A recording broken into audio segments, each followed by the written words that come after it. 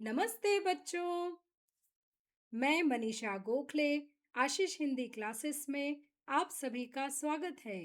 आज हम चर्चा करने वाले हैं आपकी पाठ्यपुस्तक गंगा के पद्य खंड से पहली कविता पद के प्रश्नोत्तरों पर। इस पद को लिखा है कवि रैदास जी ने।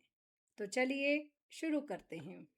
रचना से संवाद मतलब पाठ के आधार पर, मतलब कविता के आधार पर कुछ एमसीक्यू क्वेश्चंस हैं जिसके सही आंसर हम चूज करेंगे और साथ ही वह सही आंसर क्यों है इसे डिस्कस भी करेंगे। मेरे उत्तर मेरे तर्क। निम्नलिखित प्रश्नों के सटीक उत्तर चुनिए और यह भी बताइए कि आपको ये उत्तर उपयुक्त क्यों लगते हैं। पहला प्रश्न, अब कैसे छूटे राम नाम रट लागी। पंक्ति का भाव है क, नाम उच्चारण की कठिनाई, ख, नाम रटकर याद करना, ग, आराध्य का नाम जपना, घ, मित्रों का नाम रटना। तो देखो बच्चों, यहाँ पर जो कवि है वो मित्रों का नाम तो नहीं रट रहा है, ना ही उसे नाम रटने में या उच्चारण में कठिनाई आ रही है, और वह नाम रटकर याद भी नहीं कर रहा है। तो सही उत्तर क्या होगा? आराध्य। आराध्य मतलब जिसकी हम पूजा करते हैं, जिसकी आराधना करते हैं, उसको कहा जाता है आराध्य। तो आराध्य मतलब ईश्वर, ईश्वर का नाम जपना, यह पंक्ति का भाव है। कवि कह रहे हैं कि अब मैं दिन भर नाम जपता रहता हूँ, ये आदत मुझसे छूटती नहीं है। दूसरा प्रश्न है, प्रभु जी तुम चंदन हम पानी। पंक्ति में आराध्य और भक्त का संबंध किस रूप में व्यक्त हुआ है? क, एकाकार और समरूप। एकाकार मतलब दोनों एक हो गए हैं, और समरूप एक जैसे हो गए, मतलब हम उसमें से अब पानी और चंदन को अलग नहीं कर सकते हैं। तरल और तीव्र गंध, आश्रय और आश्रित, हाँ वो तो है, लेकिन मेन इंपॉर्टेंट क्या है कि चंदन और हम पानी, मतलब अब हर जगह उसकी खुशबू समा गई है। द्रव और ठोस ये वाला अंतर तो है नहीं, क्योंकि चंदन उसमें मिलकर लिक्विड में बदल गया है, उसमें पानी में मिलकर एक तरल पदार्थ बन गया है। तो यहाँ पर सही उत्तर आएगा एकाकार और समरूप। एकाकार मतलब एक रूप में, एक टाइप में बदल जाना, एक आकार हो जाना, एक शेप में बदल जाना। और समरूप मतलब कोई डिफरेंस ना आ रहा है, मतलब हम चंदन अलग है और पानी अलग है ये डिफरेंस नहीं कर पाएंगे, क्योंकि वो चंदन का लिक्विड हो जाएगा। तीसरा प्रश्न है, तुम दीपक हम बाती से रैदास का क्या भाव है। दीपक और बाती का कोई मेल नहीं होता, यह तो नहीं कह रहा है, बल्कि वो तो कह रहा है कि दीपक में बाती लगी हुई है। दीपक बिना बाती भी जल सकता है, यह भी कवि रैदास जी नहीं कह रहे हैं। भक्त आराध्य से अधिक महत्वपूर्ण है, यह भी बात रैदास जी ने नहीं की है, बल्कि उन्होंने कहा है कि आपने तो मुझे आश्रय दिया और आपके कारण ही मेरी ज्योति दिन ब दिन बढ़ती जा रही है। तो यहाँ पर जो घ है, भक्त का आराध्य से मेल जीवन को आलोकित करता है, मतलब प्रकाश को बढ़ाता है। आलोकित करना मतलब ज्योति को बढ़ाना, या प्रकाशित करना मतलब ज्ञान प्राप्त होना, सही राह मिलना। तो यही हो रहा है, भक्त जब ईश्वर की से मिल गया है, मतलब वो दीपक और वो बाती बन गया है, तो उसके जीवन में प्रकाश दिन ब दिन बढ़ता जा रहा है, भक्ति रूपी प्रकाश दिन ब दिन बढ़ता जा रहा है। चौथा है, जो तुम तोरो राम मैं नहीं तोरो। पंक्ति में रैदास का क्या आशय है? तो यहाँ पर वो यही कह रहे हैं कि मैं तुम्हें नहीं छोड़ूंगा। तो परोपकारी भक्ति भाव, दूसरों का भला, ऐसा कुछ तो नहीं लिखा है यहाँ पर। दूसरा है आराध्य से अटूट संबंध, हाँ वो तोड़ना नहीं चाहते, इसलिए यह संबंध क्या हो जाएगा? अटूट, जो टूटे ना। सांसारिक मोह नहीं है यहाँ पर, वो भौतिक वस्तुओं की जैसे टीवी, फ्रिज, बड़ी गाड़ी, बड़ा घर, इसकी इच्छा नहीं कर रहे हैं। कर्म कांड पर बल भी नहीं दे रहे हैं कि वो बोल रहे हैं खूब दिन भर पूजा पाठ करो या फिर हवन करो, ऐसा कुछ भी नहीं कहा है। तो क्या सही आएगा? आराध्य से अटूट संबंध। तो यहाँ पर रैदास जी कह रहे हैं कि मेरा आपके साथ जो संबंध है वो टूट ही नहीं सकता है। पांचवा प्रश्न है, तीर्थ व्रत न करूँ अंदेशा। पंक्ति से आप क्या समझते हैं? तीर्थ और व्रत आवश्यक नहीं है, यही तो कवि कह रहा है कि इनकी चिंता नहीं है मुझे। तीर्थ और व्रत आवश्यक है, ये यहाँ पर कवि नहीं कह रहा है। तीर्थ जाने से मुक्ति निश्चित है, ये भी कवि नहीं कह रहा है। आराध्य के चरणों में सच्चा आश्रय है, वो अगली लाइनों में बताया गया है। इन लाइनों का तो अर्थ यही है कि तीर्थ और व्रत आवश्यक नहीं है। छठा प्रश्न है, सर्वव्यापक ईश्वर की अवधारणा किस पंक्ति में व्यक्त होती है? मतलब ईश्वर हर जगह पर है। इस सर्वव्यापक मतलब सभी जगह उपस्थित। ईश्वर हर जगह है, यह वाली बात इनमें से कौन सी पंक्ति से स्पष्ट होती है? तो यहाँ पर जो पहला है, जह जह जाओ तुमरी पूजा, मतलब आप जहाँ भी जाइए वहाँ ईश्वर की पूजा है, मतलब ईश्वर वहाँ है तभी तो हम उनकी पूजा करेंगे। तो यह वाला सही उत्तर होगा। जाकी ज्योति बढ़े दिन राती, यहाँ तो ईश्वर भक्ति दिन ब दिन बढ़ रही है, यह बात कवि कह रहे हैं। या तुम दीपक हम बाती, तो यहाँ पर तुलना कर रहे हैं कि ईश्वर दीपक है तो जो भक्त है वो बाती या बत्ती के समान है। या फिर तीरथ बरत न करूँ अंदेशा, मतलब तीर्थ व्रत नहीं करता फिर भी मुझे चिंता नहीं है। तो ये तीनों सही नहीं है। सर्वव्यापक ईश्वर की अवधारणा यह जह जह जाओ तुमरी पूजा इस पंक्ति से स्पष्ट हो रही है कि हर जगह ईश्वर है, इसलिए हर जगह जो कवि है वो केवल ईश्वर की ही पूजा करता रहता है। दूसरा है इसमें अर्थ और भाव। नीचे दी गई पंक्तियों का अर्थ समझाते हुए भाव स्पष्ट कीजिए। तो यहाँ पर कुछ पंक्तियां दी है कविता की, जैसे प्रभु जी तुम घन बन हम मोरा, जैसे चितवत चंद चकोरा। तो यहाँ पर रैदास जी ईश्वर के प्रति अपनी अनन्य भक्ति को दर्शाते हुए कह रहे हैं कि ईश्वर जो है वह जल से भरे काले बादलों के समान है। तो यहाँ पर ईश्वर को काले बादलों की उपमा दी गई है। और खुद को क्या कहा गया है? मोर, जो बेसब्री से उन काले बादलों का इंतजार करता है और जैसे ही वो दिखते हैं वह नाचने लगता है। तो इस तरह ईश्वर को वर्षा के माध्यम से एक नया जीवन प्रदान करने वाले काले बादलों की उपमा दी गई है। और साथ ही वो रैदास जी ये भी कहते हैं कि अगर ईश्वर चांद है, वो सुंदर चीज है, तो वो चकोर है जो उस चांद को एक टक निहारते रहते हैं। मतलब उनका प्रेम इतना अटूट, इतना अनन्य भक्ति है, इतना अटूट प्रेम है कि वो बस पूरे समय ईश्वर को ही देखना चाहते हैं और ईश्वर को देखकर उन्हें बहुत खुशी मिलती है, आनंद की अनुभूति होती है। ख है, तीरथ बरत न करूँ अंदेसा, तुमरे चरण कमल भरोसा। तो यहाँ पर जो पंक्तियां हमने एक्सप्लेनेशन के समय पढ़ी थी, यही यहाँ पर है। तो इन पंक्तियों में रैदास जी जो बाहरी आडंबर है, कर्म कांडे, हवन हुआ, तीर्थ हुआ, व्रत हुआ, उसका विरोध करते हुए कह रहे हैं कि वो ना तो तीर्थ यात्रा पर जाते हैं और ना ही कोई उपवास करते हैं, लेकिन उन्हें इसकी कोई चिंता नहीं है। वे ईश्वर की शरण में हैं और उनके कमल जैसे चरणों में पड़े हुए हैं और उन्हें ईश्वर पर पूरा विश्वास है, क्योंकि वो अपने मन से, वचन से और कर्म से, मतलब अपने कामों से ईश्वर की भक्ति कर रहे हैं और उन्हें लगता है कि यही सच्ची भक्ति है। इधर उधर तीर्थ यात्रा पे जाना, तरह तरह के मंदिरों में, मस्जिदों में जाना, या फिर कर्म होम हवन करना या अन्य कुछ प्रकार करना, ये सब बाहरी आडंबर है, दिखावा है और इनसे दूर रहना चाहिए। अगला विषय है मेरी समझ मेरे विचार। तो यहाँ पर बच्चों आपको अपने विचार लिखना है, जैसे कि नीचे दिए गए प्रश्नों पर कक्षा में चर्चा कीजिए और उनके उत्तर लिखिए। पहला प्रश्न है, जो तुम तोरो राम मैं नहीं तोरो। पंक्ति में रैदास की अपने आराध्य में अटूट निष्ठा का भाव है। इससे आप क्या समझते हैं, विस्तार से लिखिए। तो इन पंक्तियों से हमें यह स्पष्ट होता है कि रैदास जी जो हैं वो अपने आराध्य के प्रति अटूट आस्था और विश्वास रखते हैं और वो उनके प्रति समर्पित हैं, मतलब पूरी तरह से डेडिकेटेड हैं। इसलिए और वे कह रहे हैं कि वे तो केवल अपने राम मतलब ईश्वर से जुड़े हैं और उनके सिवा उनका और कोई सहारा नहीं है। ईश्वर भले ही उनसे संबंध तोड़ ले, पर फिर भी वो इसी तरह निश्चल भक्ति करते रहेंगे, उन्हें अपनी भक्ति पर पूरा विश्वास है। दूसरा प्रश्न है, रैदास ने तीर्थ और व्रत के स्थान पर किस साधन को भक्ति का प्रमुख आधार माना है? आपके विचार से भक्ति के क्या आधार हो सकते हैं? तो मेरे विचार से या हमारे विचार से देखिए, रैदास जी ने तीर्थ, व्रत या और जो कर्म कांड होते हैं, इन सभी आडंबरों का विरोध किया है और पूरे समर्पण भाव से आराध्य की उपासना को ही भक्ति का प्रमुख आधार माना है। सच्चे मन से अटूट आस्था और विश्वास के साथ ईश्वर की भक्ति करना चाहिए। हमारे मन में किसी तरह का संदेह या शंका नहीं होना चाहिए कि अगर हमारे साथ कुछ बुरा हो गया तो हम यह सोचने लगे कि भगवान हमारे साथ नहीं है। हमें उस पर विश्वास होना चाहिए कि ईश्वर हर परिस्थिति में हमारा साथ देगा। तो वचन और कर्म दोनों से हमें दूसरों की सेवा करना चाहिए और ईमानदारी से सच्ची भक्ति करना चाहिए, क्योंकि मानव सेवा ही ईश्वर सेवा है।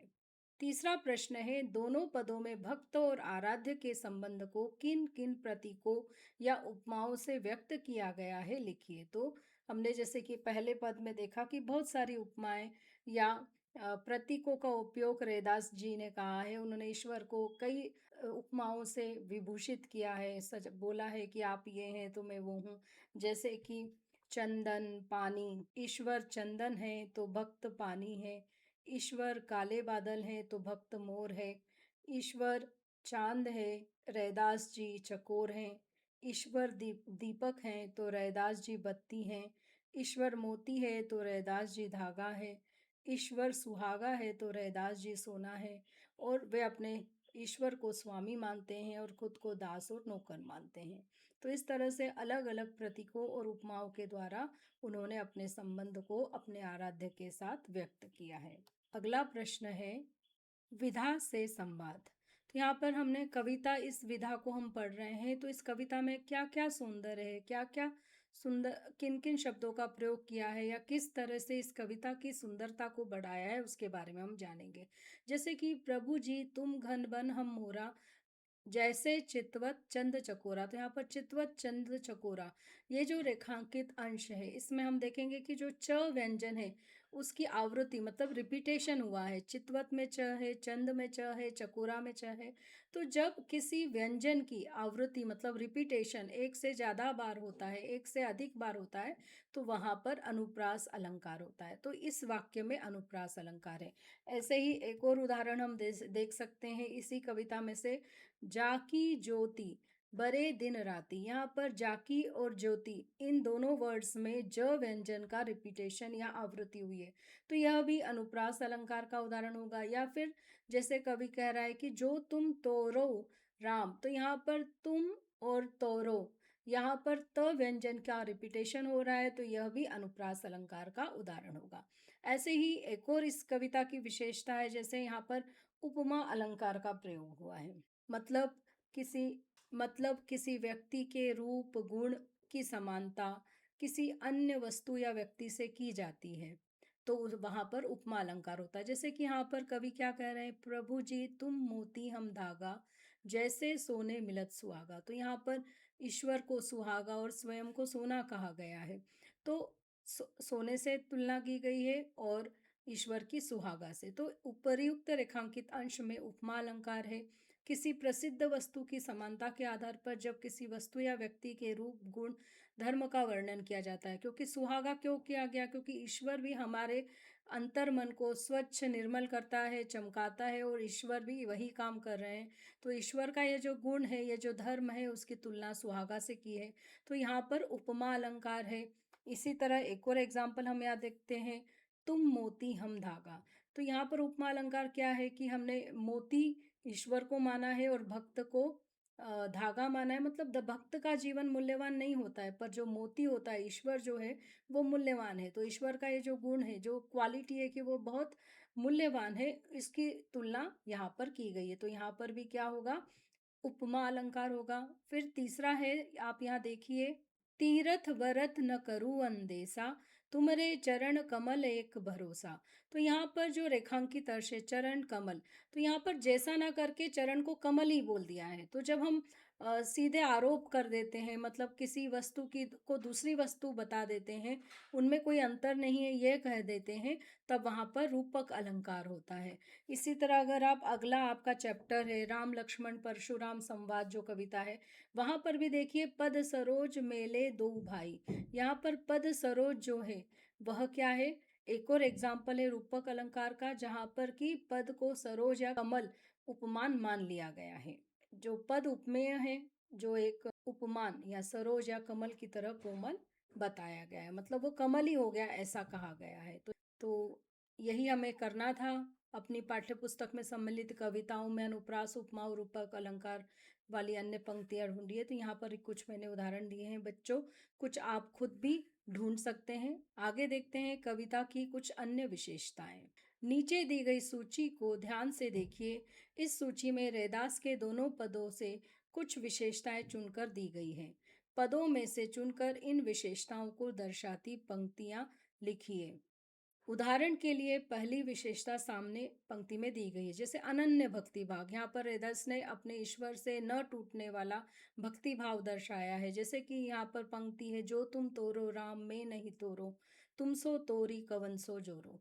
इसी तरह दूसरा है सरल और लोक धर्मी भाषा, मतलब जो सामान्य लोग समझ सके ऐसी आसान और सरल भाषा। जैसे कि ये वाक्य, ये कविता की लाइन देखिए, प्रभु जी तुम चंदन हम पानी, जाकी अंग अंग बास समानी। तो यहाँ बास शब्द है जो आम भाषा में बोला जाता है। चंदन, पानी, जल, तोरी, ये सब शब्द नहीं बोले जाते हैं ना। तो यहाँ पर सामान्य भाषा का उपयोग किया गया है, सरल शब्दों का प्रयोग किया गया है, जिससे कि आम लोग समझ सके। अब उपमा और तुलना, तो यहाँ पर पहले पद में हमें हर लाइन में ईश्वर की तुलना किसी से या ईश्वर को किसी की उपमा जो रैदास जी ने दी है वो देखने को मिलती है। जैसे कि एक एग्जाम्पल हम ले सकते हैं कि प्रभु जी तुम घन बन हम मोरा, जैसे चितवत चंद चकोरा। तो यहाँ पर ईश्वर की तुलना कर दी है चंद से, या ईश्वर को चंद्रमा की उपमा दे दी है, या ईश्वर को काले बादलों की उपमा दे दी है, या खुद को मोर की उपमा दे दी है। तो ये इसका एग्जाम्पल हो जाएगा। फिर अगला है लयात्मकता और गेयता, मतलब क्या हम इसको गा सकते हैं, इसमें लय है, रिदम है। तो हाँ, बिल्कुल लय और रिदम है। जैसे हम बोल रहे हैं, प्रभु जी तुम मोती हम धागा, जैसे सोने मिलत सुहागा। तो यहाँ पर लय है, गाया जा सकता है। उसके बाद में अगला है जैसे दृढ़ निष्ठा और आस्था। तो यहाँ पर जो तुम तोरो राम में नहीं तोरो, तुम सो तोरी कवन सो जोरो। तो यहाँ पर भगवान के प्रति पूरी निष्ठा और आस्था बताई गई है और कहा गया है कि भगवान ही मेरा कुछ कर सकते हैं तो कर सकते हैं। दूसरा आप एक और देखेंगे, ये सारे जो मैंने यहाँ एग्जाम्पल दिखे हैं, तो इस कविता में आपको तुकांत शब्द दिखते हैं। जैसे पानी में आखिरी अंत का वर्ड है नी, और प्रत्येक पंक्ति के अंत में तुकांत शब्द है समानी। जैसे तोरो, जोरो, या धागा, सुहागा। तो इस तरह से इस कविता में तुकांत शब्दों का प्रयोग करके इस कविता को और भी आकर्षक या पढ़ने में आसान बनाया गया है। तो तोरो, जोरो, धागा, सुहागा, मोरा, चकोरा, पानी, समानी, तोरो, जोरो। तो ये सब किसके एग्जाम्पल है? तुकांत शब्दों के, जो कविता को रिदमिक लयबद्ध बनाती है। इन शब्दों का प्रयोग कविता की लयबद्धता को बढ़ाता है, गेयता को बढ़ाता है। आगे देखते हैं विषयों से संवाद। तो यहाँ पर सब्जेक्ट इंटीग्रेशन, आप दूसरे सब्जेक्ट से किस तरह से इंटीग्रेटेड है ये चैप्टर, उससे रिलेटेड क्वेश्चन आंसर्स हैं बच्चों। जैसे कि पहला है, तीर्थ और व्रत के स्थान पर रैदास ने आराध्य की भक्ति को प्रधान माना है। तो भक्ति काल के कवि रैदास की तरह कबीर भी निराकार आराध्य की भक्ति पर बल देते हैं। तत्कालीन सामाजिक सांस्कृतिक परिस्थितियों के आधार पर बताइए कि इसके क्या कारण क्या हो सकते हैं। तो यहाँ पर एक आपको बोला भी गया कि आपकी जो सोशल की टीचर होगी उससे आप हेल्प ले सकते हो। तो देखिए बच्चों, जो भक्ति काल था उस समय की जो सामाजिक और सांस्कृतिक परिस्थितियां थी वो बहुत विकट थी, बहुत परेशानियां थी उस समय में। एक तो जो समाज था वो बटा हुआ था, जाति के नाम पर, धर्म के नाम पर, और भेदभाव होते थे। और जो नीची जाति के लोग हैं उन्हें छुआ भी नहीं जाता था, छुआछूत बहुत अधिक था। और धर्म के नाम पर केवल दिखावा ज़्यादा था, तीर्थ करना, व्रत करना, तरह तरह के कर्म कांड, इस पर अधिक बल दिया जाता था। और इस समय जो लोग थे वो, जो उनके जो शासक थे, वहाँ के जो राजा थे या जो अधिकारी थे, उनके अत्याचारों से परेशान थे। और समय समय पर युद्ध, लड़ाइयाँ भी बहुत हो रही थी उस समय देश में। उस समय मुगल साम्राज्य होने के कारण हिंदू मुस्लिम झगड़े जो हैं वो भी बढ़ गए थे, लोग परेशान थे। इसलिए ऐसे समय में जो निर्गुण धारा के कवि थे, उन्होंने अंधविश्वासों, भेदभाव, छुआछूत और कर्मकांडों का विरोध किया, और एक निर्गुण निराकार ईश्वर को ज्ञान और प्रेम के द्वारा अपने अंदर खोजने पर जोर दिया, जिससे कि लोगों के मन को शांति मिले, लोगों के मन को एक आधार मिले, इन विकट परिस्थितियों को लड़ने की ऊर्जा मिले। दूसरा प्रश्न है, सोने मिलत सुहागा। सुहागा एक प्राकृतिक खनिज है जिसके प्रयोग से सोने की अशुद्धियां दूर हो जाती हैं और उसकी चमक बढ़ जाती है। सुहागा का रासायनिक नाम और उसकी विशेषताएं अपने विज्ञान के शिक्षक से चर्चा करके लिखिए। तो आप अपने साइंस टीचर से भी पूछ सकते हैं। यहाँ पर इसका भी उत्तर मैं दे रही हूँ। देखो कि ये जो सुहागा है वो एक इसका जो केमिकल नेम है वो है सोडियम टेट्राबोरेट डेकाहाइड्रेट। जिसको कि बोलचाल की भाषा में बोरेक्स भी कहा जाता है। ये बहुत ही अच्छा, बहुत ही गुणी रासायनिक पदार्थ है, एक प्राकृतिक खनिज है। इसकी बहुत सारी विशेषताएँ, जैसे कि यह एंटीबैक्टीरियल और एंटीसेप्टिक गुणों से भरपूर होता है, जो संक्रमण या इन्फेक्शन को रोकता है।